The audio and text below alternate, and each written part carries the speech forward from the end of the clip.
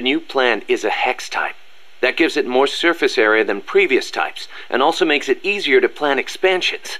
We're gonna make this place huge. Hex, huh? Like a beehive. Nothing wrong with that. They say the honeycomb design is one of the strongest. I hear they're even thinking of using it in tank armor. Good enough for me. I'll see about finding us some worker bees. Appreciate it, boss.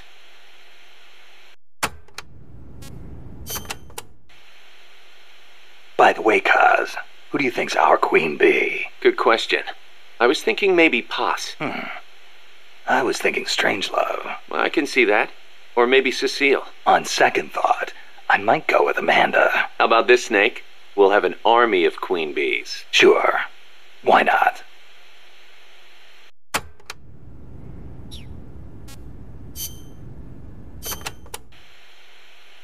Remember why we created MSF, Snake.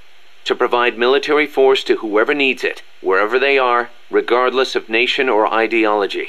Our beliefs aren't all that lofty. We just won't be the tools of any one country. Exactly. We know only how to fight. But we refuse to live our lives at the whim of the state. The MSF seal is patterned after Pangaea, the supercontinent from 250 million years ago. Back then, the whole world was one landmass, one world. No gaps, no rifts. Our strength will take us back there.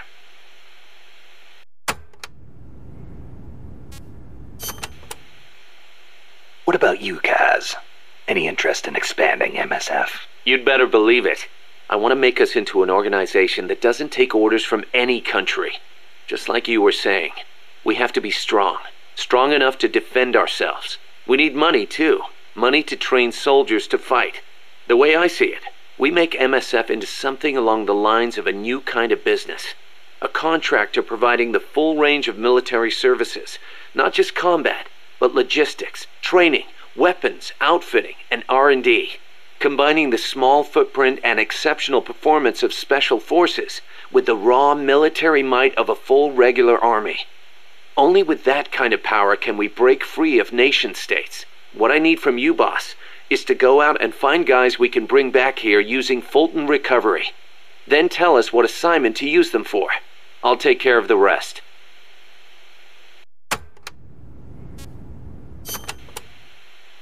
Your old mentor, the boss. She was known in the West as the mother of special forces, right? Nothing but propaganda. Actually, it's not all that far from the truth. I heard the KGB just set up a counter-sabotage cell.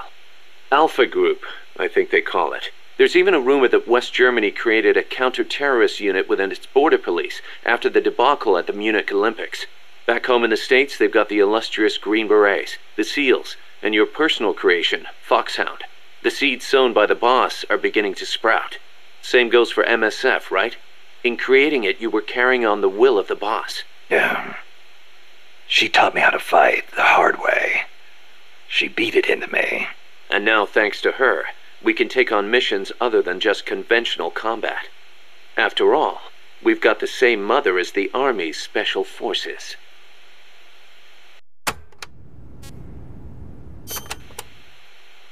You know, Snake, you're right. As long as we're soldiers without borders, we're going to be a target.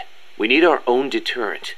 Yeah, we're going to be stepping into a lot of different conflicts as we roam the world, each one unique, and with its own set of geography, ideologies, and politics. If we're going to intervene in those kinds of situations, we need the threat of a Metal Gear. Unless we want to end up like Che Guevara did in Bolivia. Well said. Our army without borders doesn't have a land to call home.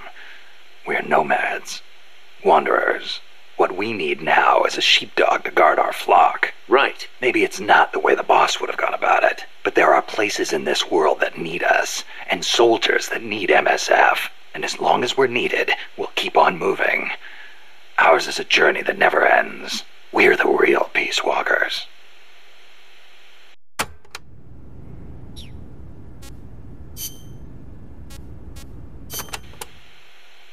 Remember that habit Poss had, Snake? How she always had her index finger on her upper lip like this? Yeah. It bugged me ever since we first met her. Never figured her for a snuff user. I can't believe we never noticed. She used the kind where you keep a pouch of leaf in your upper jaw, let it absorb through your gums. She might not have been used to it. Probably used her finger to keep it in place.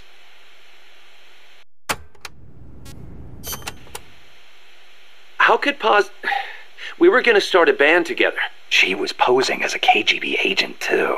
She must have put on the act to get close to Galvez. Wonder how much Coleman knew. But the whole time she was working for some organization called Cypher. Huh. Cypher. Ring any bells, Kaz? Cypher. It means code, or zero in Arabic numerals. Zero. Does that mean something to you? Not sure. You know, cypher and zero were basically the same word. It's a linguistic redundancy. The word stems from the Sanskrit shunya.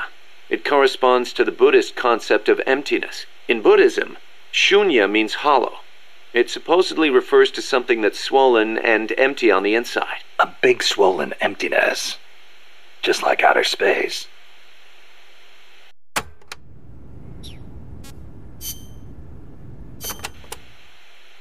Costa Rica isn't alone. All of Latin America is getting swept up in the superpowers' Cold War. The whole ideological split between East and West. In the end, it's just a greedy scramble for wealth by the ruling classes. The Western bourgeois stand to lose everything if their countries go communist. After all, the communists want to abolish private property altogether.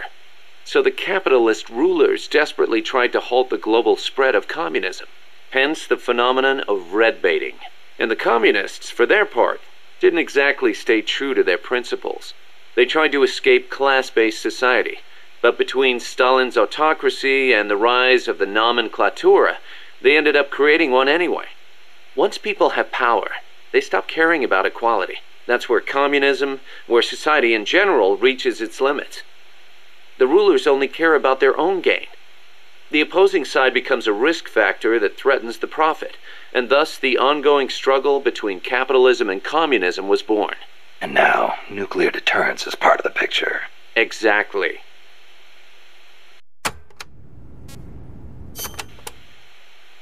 They say nuclear weapons are the reason we haven't seen conflict on a global scale since World War II.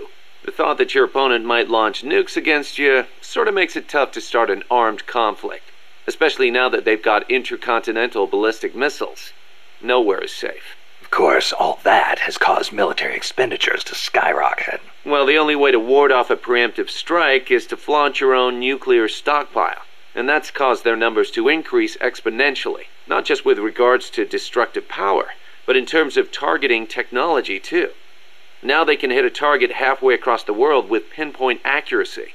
In a way, the space race was a demonstration of that technological progress. And as a result of all that, we now have mutually assured destruction. It's the ultimate form of deterrence. No one's going to launch their nukes knowing they'll be obliterated in return. I don't know.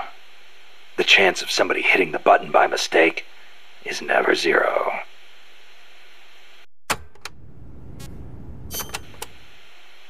You're right. Even with peace guaranteed by MAD, there's always the risk of an accident. Nobody wants the world to end on account of some machines malfunctioning. On the other hand, thanks to deterrence, we haven't had a world war since 1945. You gotta admit, it has been pretty peaceful. Not that it matters to us. People point at the nuclear arms and space races and call it a Cold War. I say if they're not shooting at each other, why not call it world peace? Doesn't mean war is gone. Look at Korea. Look at Vietnam. Well, yeah, but I'm talking in relative terms here. Besides, if war died out completely, we'd be SOL. We're not warmongers. And yet, we can't survive in a world that's at peace. You got a point.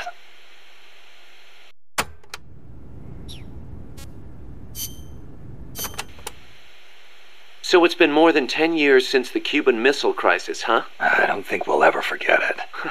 No kidding. Those 13 days starting October 15th, 1962, were probably the closest we ever came to all-out nuclear war. The Russians deployed nuclear missiles to Cuba. America responded with a naval blockade. Then Russia shot down an American spy plane. I was still a teenager back then, but I remember what it felt like to be one step away from nuclear war. The adults were freaking out. If it wasn't for the Cuban Missile Crisis, there might never have been an Operation Snake Eater. And what's the matter, Snake? It's not like you to get all hypothetical. I guess not. It was the reassessment after the missile crisis that paved the way for the hotline between Moscow and Washington, and also for détente. That's irony for you.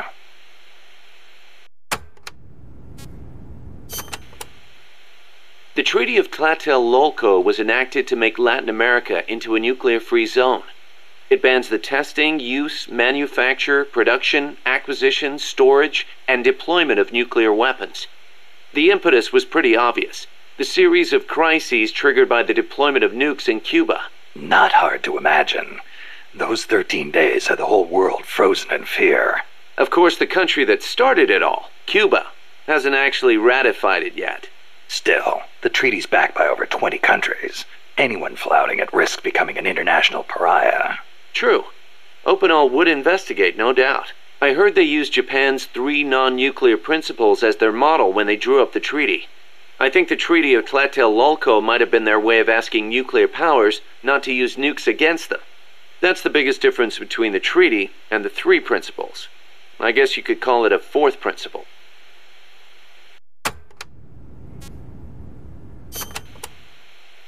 So Costa Rica abolished its army back in, 1949? Pretty gutsy move for a Central American nation at the time. Yeah, well, they'd just come out of a civil war. I'm sure they were driven by a desire to avoid another tragedy, like Pa said. But I think they had a more compelling reason. Army coup d'etat are a way of life in so many Latin American countries. Imagine seeing that up close. No army, no coup. Makes sense. Plus, their economy was in ruins, so they honestly didn't have any money to spend on an army anyway. Yeah, but weren't they on less than friendly terms with Nicaragua? Yeah, and in fact, Nicaragua did end up invading. But the Civil Guard fought back and the OAS brokered a ceasefire. The US and the rest of the OAS had their back, and they used it to full advantage. For a quarter century, they survived in the powder keg of Central America. That must have taken some serious diplomacy, even if the Civil Guard is pretty decked out for a police force. Must be tough to be a country without an army.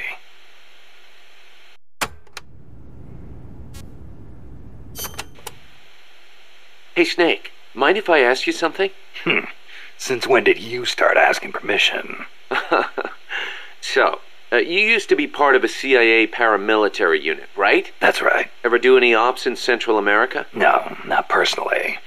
But there were other units who did all kinds of stuff. I remember the Bay of Pigs invasion back in '61. The papers had a field day with it. Operation Zapata. That was the CIA code name. The whole thing went south. Then there was Che Guevara, being hunted down in Bolivia. I heard the CIA had a hand in that, too. There were several units similar to mine. MSP, SOG. They'd recruit former special forces, train them as intelligence agents, and send them on deniable covert paramilitary operations. One of those units trained the Bolivian army in counter-guerrilla tactics. And then had them shoot El Che. So the story goes.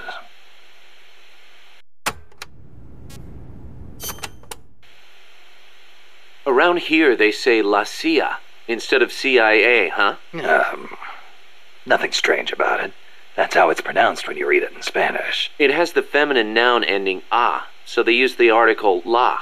Apparently some people have taken to using the term UCLA. That's a new one to me. What's it mean? It stands for Unilaterally Controlled Latino Assets. Meaning they're local agents? Yeah, that's the idea.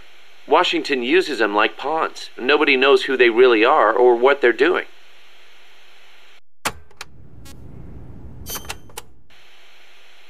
Can you believe the CIA and KGB were actually in cahoots? Never thought I'd see that at the station chief level. But I'd heard stories of operatives in the field being on friendly terms. Seriously? Most espionage takes place in political hotspots, as you'd expect. But there aren't that many of those kinds of places, especially in a small country. Hang around long enough, and you're bound to run into fellow spies. Like it or not. You start saying hello, and soon enough you're eating dinner together. Strange bedfellows, huh? Well, I don't know about that. At any rate, this kind of fiasco is what happens when spies get too familiar. Hard to believe, but some people will betray anyone and anything if it suits their interests. The strength of human is in its appeal to human emotions. but its weakness is in its susceptibility to those same emotions. That's why the tide in the intelligence world is shifting towards SIGINT, a network of cold, digital data, where feelings are irrelevant.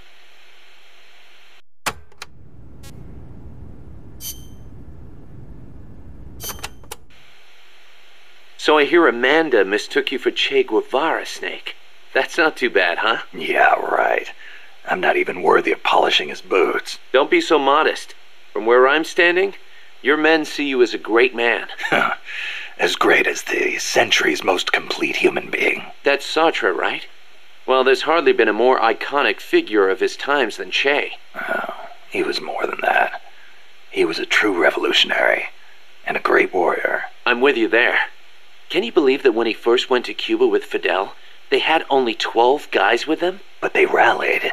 They brought in new recruits, won the support of the peasants, expanded their organization. And in the end, they overthrew the Batista regime. People flocked to them because they were honest. They won because they were strong. Those are the qualities that make men great. You know, we're kind of in the same boat they were back then. Here we are, a handful of mercenaries taking on an army backed by the United States. Yeah, we've got a long way to go. But we've got to keep on going. It's not just about winning in battle. You need to think about recruiting people and growing this operation. Got it.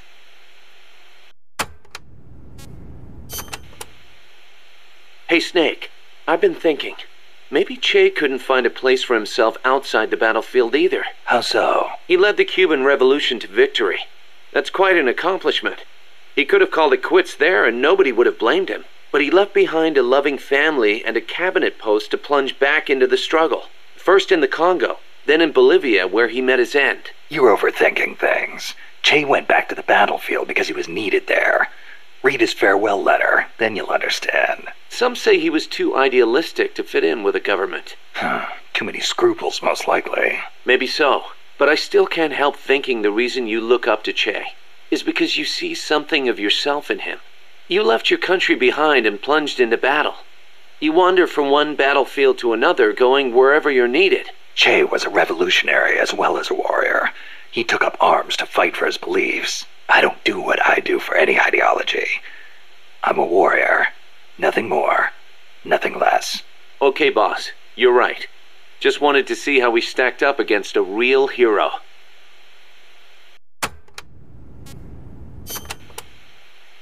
Boss, did you ever read Che Guevara's book, Guerrilla Warfare? I can't remember if I got to that one or not. You should have. That's why I lent it to you. A lot of the guerrilla tactics it covers apply to sneaking missions too. Che was one of the first people to articulate the theory of guerrilla warfare. T.E. Lawrence of Arabia, was another one. And Mao Zedong and his On Protracted War. Theory aside, Nicaragua's General Sandino was one of the first to put guerrilla tactics into practice, which explains why the Sandinistas named themselves after him. If you think about it, guerrilla warfare itself has been around since ancient times. There's only so many ways a small group can upset a large army. There was a samurai in Japan who excelled in guerrilla warfare. No kidding. Tsunoki Masashige. He was a warrior who lived in the medieval era. He used unconventional tactics to help overthrow the Kamakura shogunate. Like what? Trojan horse-style maneuvers and decoys to confuse the enemy. The best one was when the enemy was climbing the castle walls. He dumped boiling water and human excrement on them. Sounds great. Let's put it in the MSF playbook. You're not serious, are you, boss? Why not? We've got plenty of crap to unload. Yeah. I'll think about it.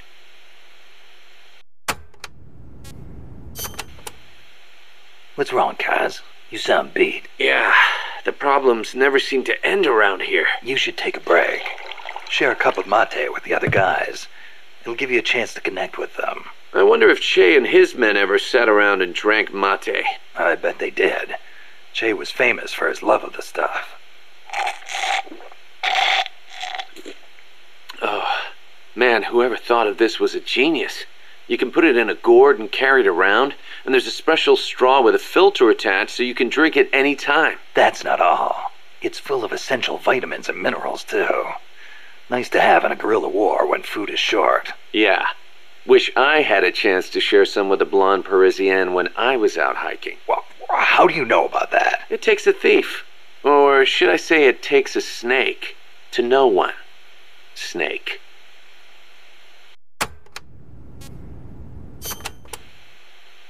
The year the Cuban Revolution was won, Che visited Japan as a member of an economic delegation. While he was there, he visited Hiroshima. Hiroshima? Since he was there to discuss economic issues, Hiroshima wasn't part of the original itinerary. Some said the Ministry of Foreign Affairs didn't want to let him go, but he went anyway. He snuck out of his hotel and took an overnight train. Traveling guerrilla style. Sounds like Che, all right. He visited the Peace Memorial Museum and the Atomic Bomb Survivors Hospital. Apparently it gave him quite a shock. As a doctor, it must have been painful for him to see how the victims suffered. Nukes destroy everything. He was quoted as saying, "They put you through this, and still you do whatever America says." Those words really hit me hard, especially when I think of my mom. He said something else, too. Let us all love Hiroshima and its people. I can believe it. Che never managed to numb himself to other people's pain. That's why people loved him. And why he died.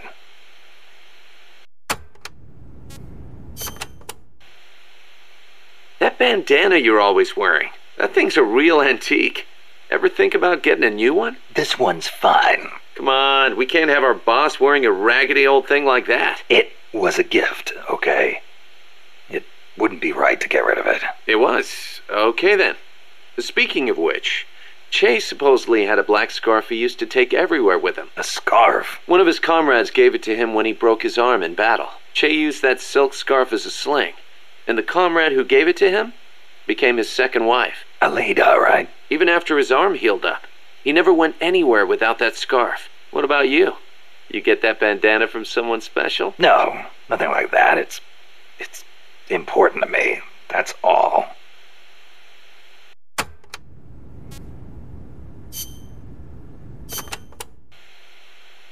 You were saying Japan has a peace constitution too.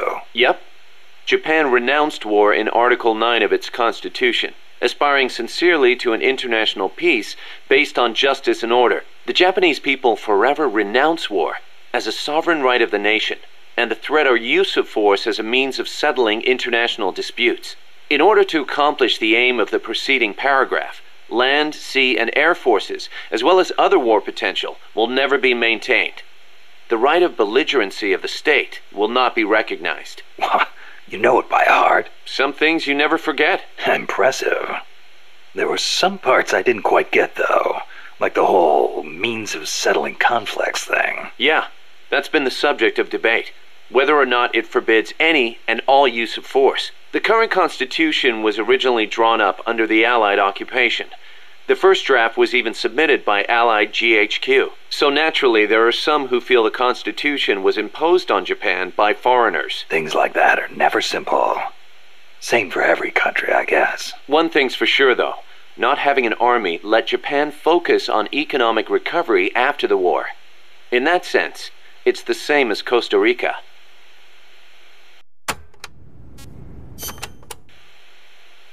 Kaz, you were in the Japanese Self-Defense Force, right?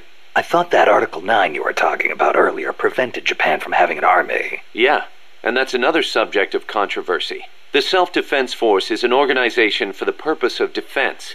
Article 9 of the Constitution does not deny Japan's right to self-defense. Therefore, the SDF is constitutional. That's Tokyo's official stance. Sounds complicated. Call it what you will. It's a distinctly Japanese way of interpreting things.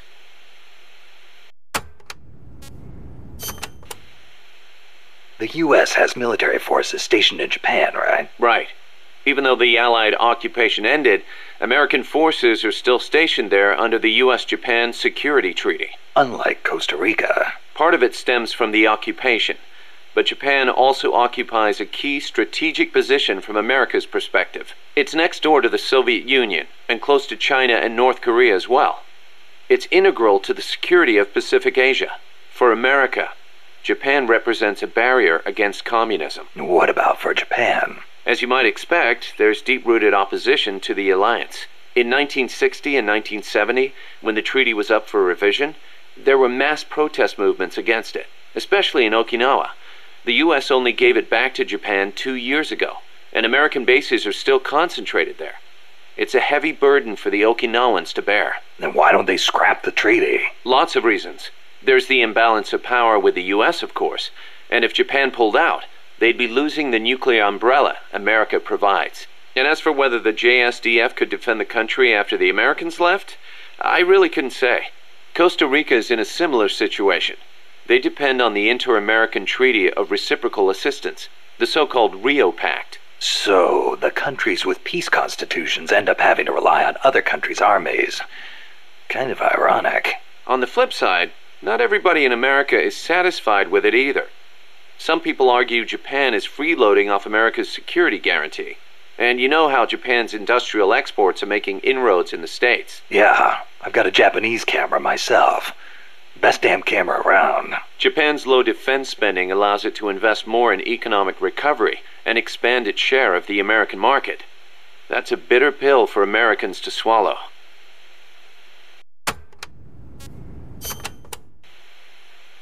You know that today, Japan is under the American nuclear umbrella. Right. The U.S. vowed to retaliate against any country that launches a nuclear strike against an allied country. That promise deters nuclear attacks against America's allies, hence the term nuclear umbrella. But suppose the Russians nuke Tokyo. Would America really nuke Moscow in return? If they did, the Soviet Union would undoubtedly retaliate. Would Washington really be willing to risk having a bomb dropped on itself in order to avenge Japan?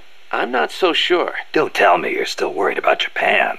After all these years? It's not that. To be honest, I'm not convinced either. But Moscow faces the same dilemma. Maybe Washington wouldn't retaliate on Japan's behalf. Then again, maybe it would. So you're saying Moscow wouldn't want to risk being attacked either? The whole concept of nuclear deterrence is entirely hypothetical to begin with. When you get down to it, it's all smoke and mirrors.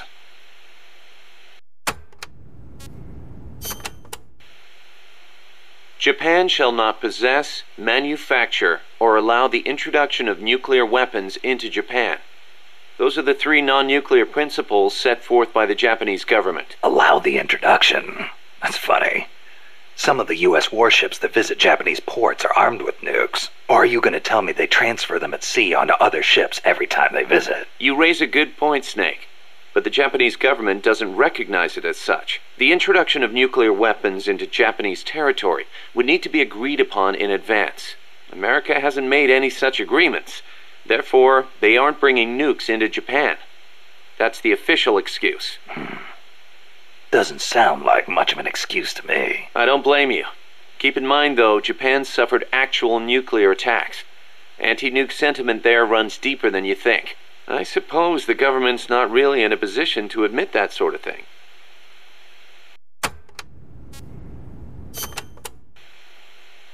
So tell me, Kaz, how's the self-defense force you were in different from an army? The JSDF is set up for national defense. It's not configured for aggression against other countries.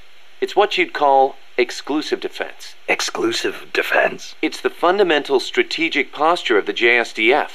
No preemptive attacks. Only the minimum defensive action necessary after an enemy attacks. Anything defined as self-defense, then? The JSDF originated as the National Police Reserve. Back then, American forces stationed in Japan were being sent over to fight in the Korean War. So in a sense, the NPR was filling a gap. Police, huh? Reminds me of the Costa Rican Civil Guard. Yeah, exactly. They're also dispatched to provide disaster relief. The year before I joined, they had a hell of a time trying to rescue some buses that got hit by landslides.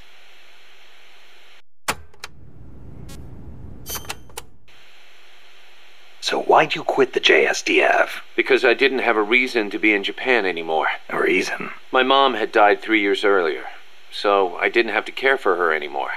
With her gone, there was no point hanging around in Japan. Yeah, but a man with your talents could have risen pretty high in the ranks, I imagine. I don't know what they made of me. Could be it actually alienated me from the brass. And personally, I could never get used to the idea of exclusive defense. Meaning? On a strategic level, I can see how a country could go with the exclusive defense model used by the JSDF, and I've got nothing against my fellow soldiers who believe in it. On a tactical level, though, it just rubbed me the wrong way. To put it simply, I was itching for a real fight. I figured. And I felt as long as I was in the JSDF, I'd never be able to stand shoulder to shoulder with my father, who was in the U.S. Army. Seeing Yukio Mishima's suicide didn't help either. Yukio Mishima, the guy who wrote The Temple of the Golden Pavilion. The way he questioned the status quo hit home with me. Not that I admired his vision or anything, but it did get me thinking, that's for sure.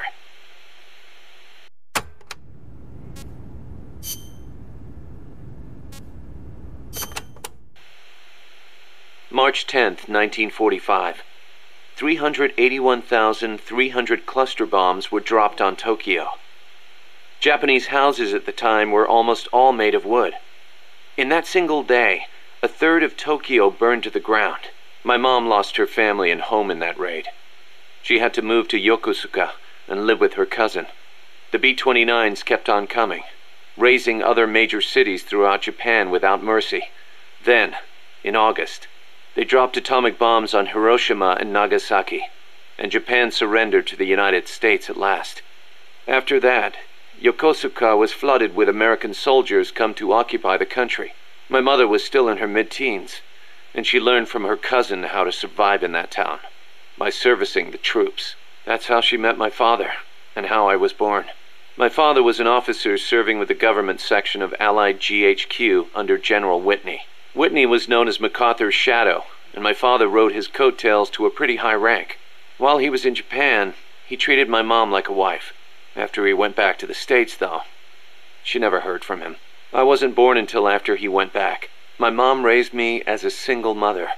She used the money my father left her to open a shop selling cigarettes and stuff to occupation troops. It was a decent living, but I didn't have citizenship. They're working to change the law now, but back then, if your father was unknown, you couldn't get onto the Japanese family register. And in Japan, that means you can't be Japanese. So as I watched the American soldiers around town, I said to myself, I'm a son of America, the victor. My hair and eyes were different from the skinny, downtrodden Japanese around me. I told myself I'd leave this country someday and return to my true homeland. When I was around 10 years old, my mom fell ill, pretty much leaving me to run the shop in her place. One day I found a single picture of my father in the back of a drawer in the shop. I'd show it to the American soldiers who came into the store. A few years went by before one of them told me who he was. I know him, that's Miller. I started asking other guys, do you know where Miller is now? Can anybody tell me where Colonel Miller is now? Turns out he'd left the service and was making a living as an instructor for soldiers in Virginia. It was one of his students who finally told me that. I wrote him a letter in English. I'm your son. I want to go to the United States. Day after day I waited. Then just when I was about to give up, the post office delivered my future to the door. My father sent me some money. I thought my dream was going to come true. I was only thinking of myself. So I went to my bedridden mother and convinced her to let me go. My father arranged for a car to pick me up. It was jet black. When the neighborhood kids who'd always made fun of my hair saw it, their jaws practically hit the ground. I put my mom in a hospital and went on my own to America. When I met my father for the first time, he was living alone in a big house. He told me he'd lost his son, his American son, in Vietnam. He showed me a picture of my older brother. I guess that and his divorce left my father feeling lonely, which is probably why he finally took an interest in me. He'd retired from teaching. He was stooped over, could hardly walk, but he gave me two things: the name Miller and money for school. I used it to learn English and then go to college. America was exhausted from years of fighting in Vietnam. They were waging war in a foreign land, while at home, people were screaming for peace. Right after I graduated, I went back to Japan, alone. My father refused to see my mom. It was the first time I'd seen her in years, and she wouldn't even look at me. At first, I thought she was mad at me, but that wasn't it. Disease had taken her mind. A disease she got while she was young and desperate. She didn't even know who I was. I said, "Mom, it's me, Kazuhira." As I spoke, the sound of my own voice rang in my ears. Katsuhira, the name my mom gave me. It means peace in Japanese. I was Japanese. At least, I was the son of this tiny Japanese woman. It was then, for the first time, that I understood the reason, the emotion that inspired my mother to give me that name. She'd watched her hometown and family go up in flames. Her body and her mind were ravaged by war. And yet she chose to have a child named Peace, with a man who was once her enemy. Japan lost the war. But what good is war as a measure of a country? Since the war and up until the oil shock last year, Japan's economy has grown every single year. It's on its way to becoming a stronger country than ever. I stayed in Japan and joined the JSDF. I was 22 at the time. I did it to pay our bills. But it wasn't just that. I could have found work anywhere. And I knew it. And still, I couldn't think of anything else to do with myself. 2 years later, I didn't have to worry about Mom's hospital bills anymore. I left the JSDF and went back to the States. My father was already dead and buried. I was told he'd shot himself in the head. America crushed Japan, but it also crushed my father. My American dream was over. After that, I drifted around and, well, you know the rest. GHQ made women like my mother. It made Japan's peace constitution and the JSDF. And it made me. I was spawned by war, but I don't want to die in one. I won't die for a country, and I won't live like a pauper. I won't have my fate decided by some family register. So as long as I stick with you, boss, I've got a good feeling none of that will happen.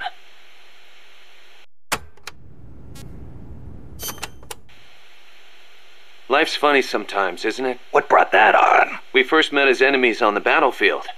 And now here we are fighting side by side. You mean Colombia? Yeah.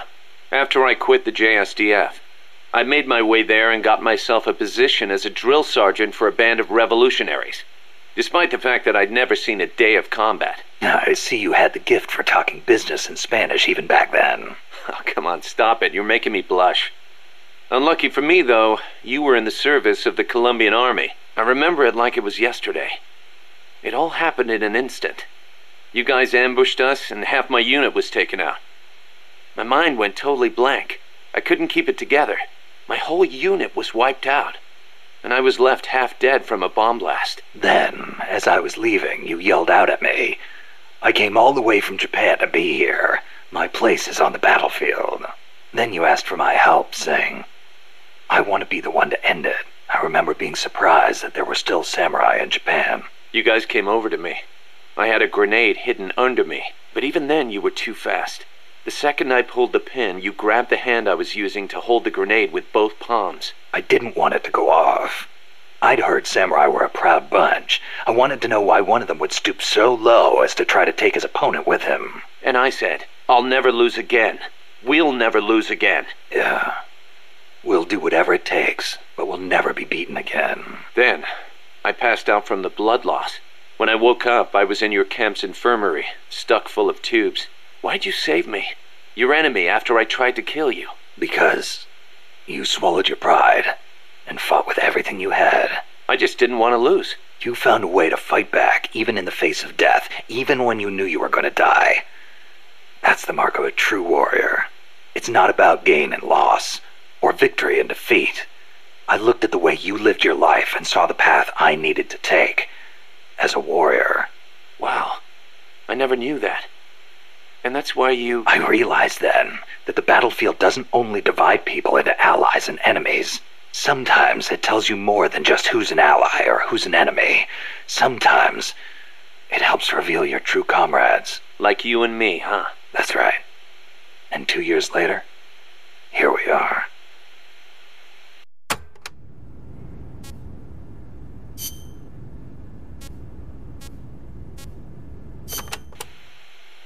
Don't carry any more gear than you need. If you try and stuff your entire arsenal into your backpack, it'll be too heavy and your mobility will be impaired. You'll only be hurting yourself. I know. Take only what you need. Every rookie knows that. You can check the weight of your gear before heading out. So make sure you do. Got it.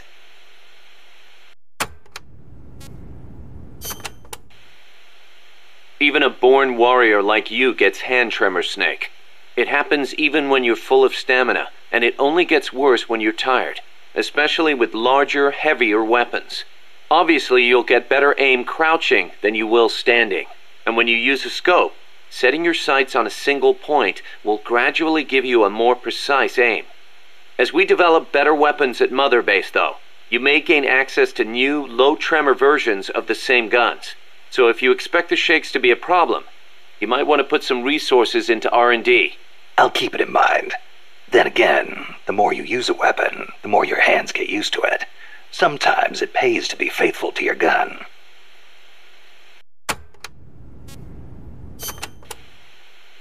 Choosing the right uniform is crucial. Pick one that matches the mission objective and your own combat style.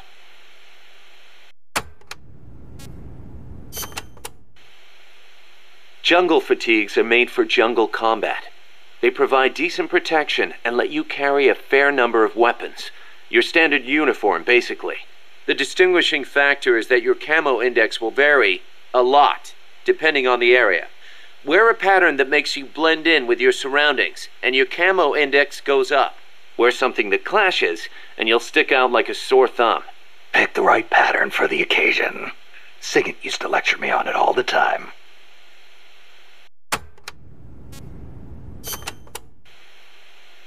The sneaking suit is a specialized uniform for stealth missions. It provides excellent camo in any stage. Even better, you won't make a sound when you walk. Ooh, so I won't need to tiptoe all the time. And to top it off, it also makes your wounds heal faster. The fabric exerts just the right amount of pressure on your body to help stop bleeding. Huh. Not a bad little trick.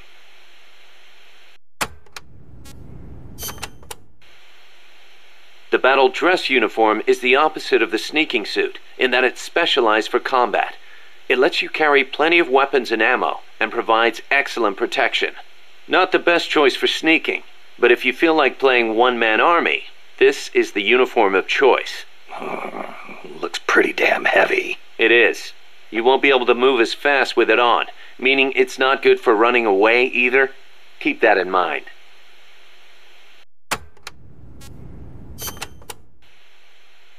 Naked.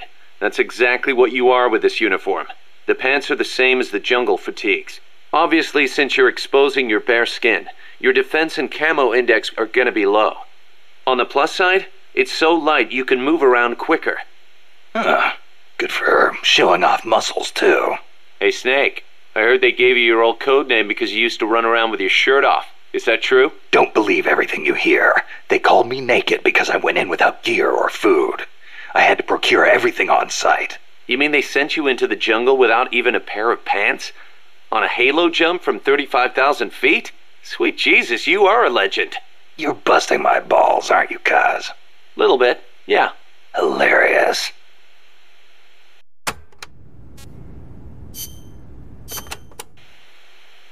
Cooperative operations, or co-ops for short, is the term for taking on missions in teams of 2 or more. The basic co-ops unit is a 2-man cell. Even a single teammate is great to have in enemy territory. And there are actually quite a few things you can't do by yourself. You can help each other climb walls, divide up mission roles. On the other hand, if one of you is spotted, the other one's screwed too. And it's kind of tough for 2 people to hide in one small space. Good point. But what's more important than anything is how close you are to your comrades. Well said. Working as a 2-man cell can make the mission easier or harder, depending on how well you work together. It's also good to note that if you've got a clear, specific objective, it can be to your advantage to use an even bigger team. That said, teams of 3 or more run a much greater risk of being spotted. Yeah. In a sneaking mission, the fewer people you have, the easier it is to get around.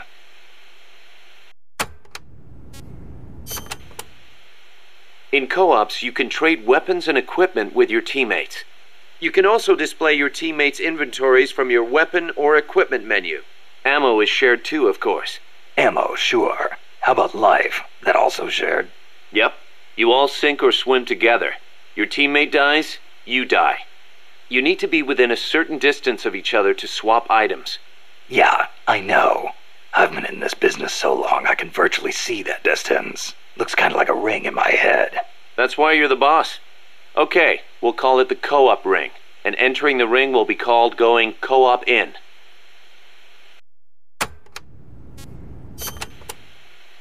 Another thing, during a mission you can assume what we'll call the snake formation.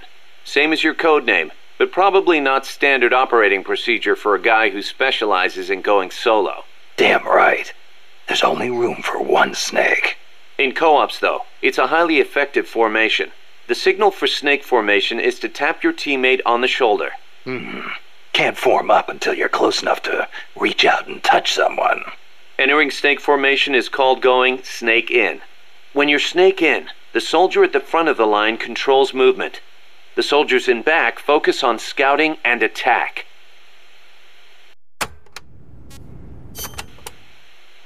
Just because your heart stops doesn't mean you're dead immediately. Right. The heart just circulates blood through the body, but stopping it does cut oxygen supply to the brain. You'll be dead soon after. Which is why we have CPR. Let's say your heart does stop. If someone performs CPR before your brain cells die, you can recover. In co-ops, when the life gauge drops to 0, it means you're in a near-death state. You won't be able to move or anything else. Performing CPR on near-death teammates can bring them back into action. Of course, performing CPR in the middle of battle isn't exactly safe. You're leaving yourself exposed. Even so, in co-ops, you and your teammates are all in the same boat. Don't think you can get away with leaving one of them behind. I wouldn't think of it. And I'd expect them to do the same for me. If you let all your teammates die during a mission, there'll be nobody left to save you. And then, it's game over.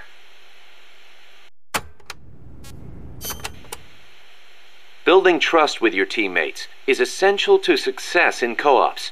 That goes without saying. I'm not gonna let somebody I can't trust cover my ass. The measure of that trust is called camaraderie. Think of it as an indicator of how strong your bond is with your co-op's teammates. The friendlier you act toward them, the greater your camaraderie. Give me an example. Your camaraderie will be higher if you're co-op in than standing apart. Saving a teammate's life with CPR also strengthens your bonds with them. Things like hitting a teammate with friendly fire will cause your camaraderie to go down. Makes sense. Camaraderie carries over from mission to mission. The next time you go co-ops in with the same guy, you'll start off strong. But be careful. If you keep taking new people with you on missions, your camaraderie with past teammates eventually reverts back to its original level. Got it. I'll have to make sure to renew old friendships once in a while. The performance benefits gained from snake sync in co-ops depend on your camaraderie. It's always best to keep things cool with your teammates. Stand still when you're snake in, and you and your teammates will start to get in sync. In sync? That's right. Stay still together and you'll enter snake sync mode. The synergy will give you a boost in performance. You'll move faster, recover faster, and have better camouflage. In other words, we're at our best when we're in the same groove. You got it. If you've got a big task ahead, can't hurt to take some time to get in sync. Like I said before, the benefits you get from snake sync depend on your camaraderie. I hear ya. It's a lot easier knowing you've got someone you know and trust covering your back. Lets you focus that much more on what you have to do.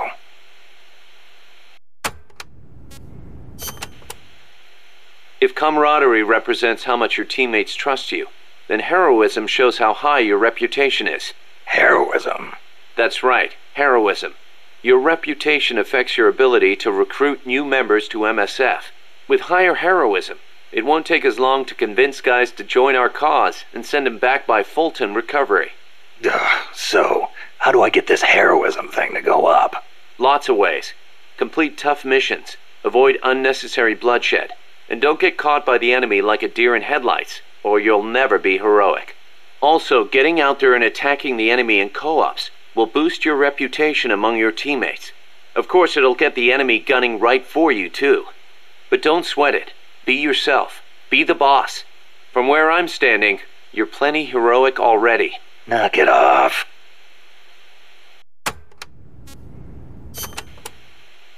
Seems the R&D team's been busy working on co-ops only weapons. Co-ops only? Like a gun with extreme firepower. but only when 2 people fire it at once. I hear it's still in the concept stage. I know some rocket launchers need 2 people to operate, but a co-op's only weapon. Hey, if they come up with something good, you'll have that much more reason to go co-ops. Why don't you check in and see how they're doing every once in a while?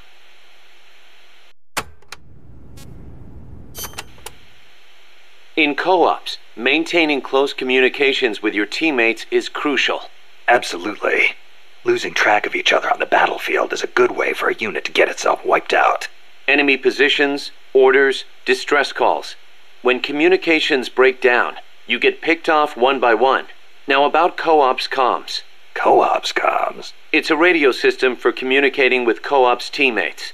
First, press the Start button to open the menu. Then select Co-ops comms. After that, press one button to choose a category, then another button to select the actual message.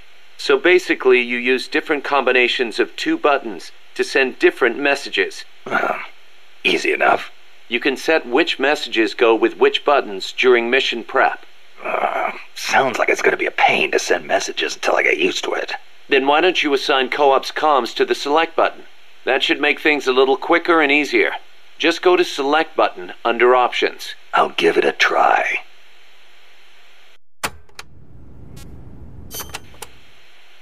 Snake, you familiar with the Japanese word kotodama? Kotodama. Unfortunately, there's no direct equivalent in English. But to keep it simple, let's call it a sort of battle cry. Battle cry, huh? Right. But kotodama is actually a deep Japanese concept. Koto means word, and dama means spirit. It signifies that words have power that affect our reality. Are you feeling okay? I guess I made it sound kind of like mumbo-jumbo, huh? Seriously, though, haven't you ever felt energized when a teammate cheered you on? Or the other way around? Ever had your legs cut out from under you by a thoughtless remark? Yeah, I know the feeling. Words can have a powerful mental effect on people. Same goes for co-ops comms. Offering praise to somebody could make them run faster than usual, or make somebody who thinks they're done for get up and fight again. See what I'm saying? I get the picture. So it works in reverse, too. The powers of words are many and varied. Try using them for yourself.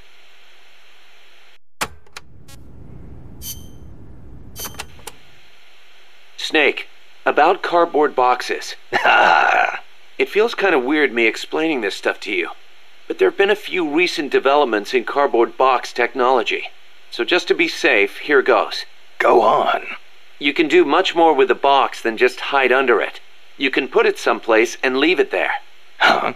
You can get on top of it and use it to reach high places, or hide from the enemy in its shadow. I like what I'm hearing so far. And that's not all. You can even put items in it and send them to co-ops teammates. Really? I never thought of any of that. Damn. Is there anything a cardboard box can't do? Every soldier should have one. Yeah, well, don't get too excited. This isn't exactly what they were made for.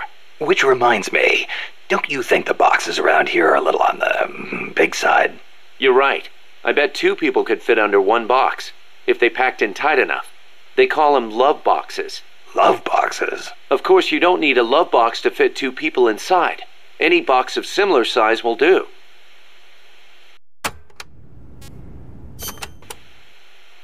Up to 2 people can fit inside a cardboard box. Tell me how.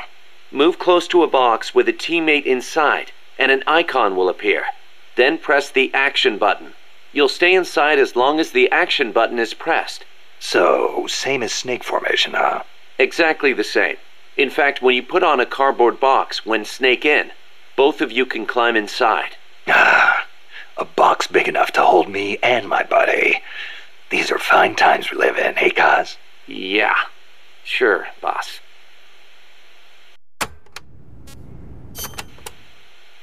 Snake, the R&D team came up with something new. What's this? It's a cardboard tank. It's got enough room for 2 people, same as any other cardboard box. Apparently the guy in front drives, and the guy in back is the gunner. Hold on, Kaz. Who the hell came up with this thing? I'm sorry, boss. He meant well, I swear. I know it's nowhere as good as a real tank, but still. It's brilliant! Huh? perfect synthesis of stealth and attack power. Compact, elegant design, the finest example of a weapon I've ever seen. Seriously, Kaz, I need to meet the guy who made this. I want to shake his hand. You serious? Snake, look at it. It's a masterpiece, in every sense of the word. You don't agree? No, What is that? A tank? I like it. Paz? I hate tanks, but this one I think I could get used to. I love that it's a zero-emissions vehicle. It will not hurt the forests of Costa Rica. What? Nice work, Kaz. I see I made the right choice making you second in command. But is there something wrong with me?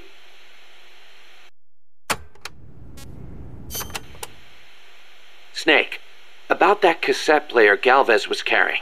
What about it? That was no Russian imitation. It was the real deal.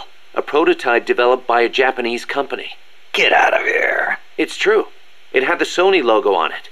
The product name is Walkman. Walkman. It's a revolutionary new concept. Music you can listen to on the go. You can take it with you when you leave the house. I gave it a listen, and you wouldn't believe how good the sound quality is for something so tiny. And in stereo, too. Think of the technology that must have gone into it. And that tape is equally amazing. The treble range is clearly superior to any other cassette ever made. Stylish, too. How'd Galvez get his hands on a model that's not even out yet? Beats me. It's not the kind of thing I'd expect some stodgy Soviet to be into. Me neither. Tell you what, though, it's a fine piece of work. It'll let me listen to my music when I want, where I want. I never thought I'd hear you say that, but I have to agree. Me? I'm a recording freak, and I always used to laugh at the idea of a portable player. But now that I've seen it in action, I've changed my mind. Being able to take your music with you, this could be the start of a revolution in music. Could be. I'm having the guys at Mother Base study and analyze it. Who knows? They might be able to come up with something even better.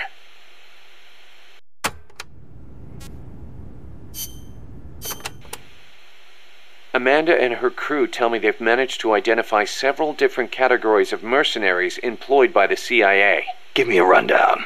Sounds like info I could use. No problem. I'll go through them in order.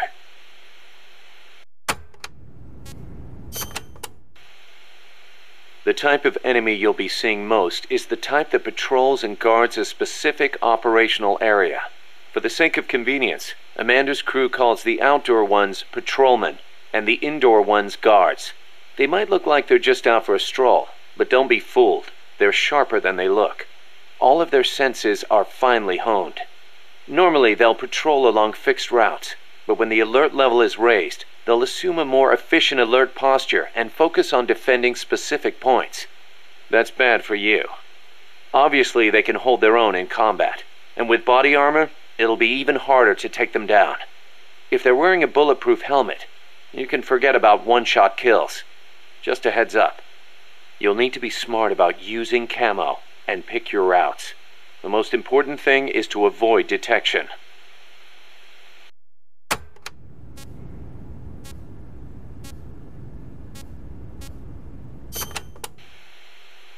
There are areas out there where enemy soldiers are deployed in multiple layers for extra coverage. More than a few of those will be attacking you from a distance, rooftops and far-off vantage points. Try not to get too distracted by nearby enemies, because you could be leaving yourself wide open to longer-range attacks. I'll be careful.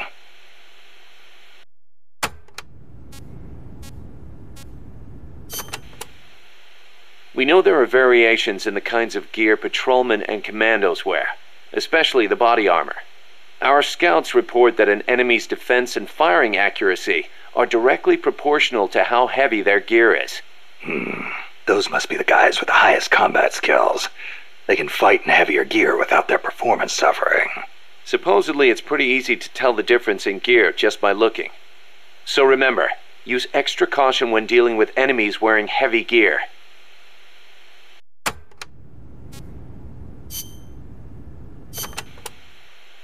Enemies will try to fight you from different distances, based on the weapon they've got equipped.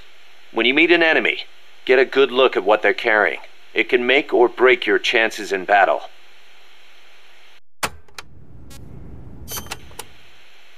Enemies carrying handguns and shotguns will try and get in close. That makes them dangerous, but at the same time, easier to hit. Keep your wits about you, and you can turn a threat into an opportunity.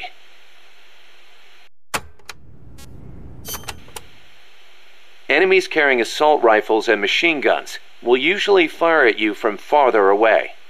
Use whatever cover you can find, then return fire with a few well-placed shots of your own. Don't expect enemies carrying sniper rifles or rocket launchers to get up close and personal. They'll be constantly moving from place to place looking for an opening to snipe at you. Tricky bastards. Eye for an eye, tooth for a tooth. Go with the sniper rifle. Make sure you stay out of their line of sight, and when they expose themselves, take them down.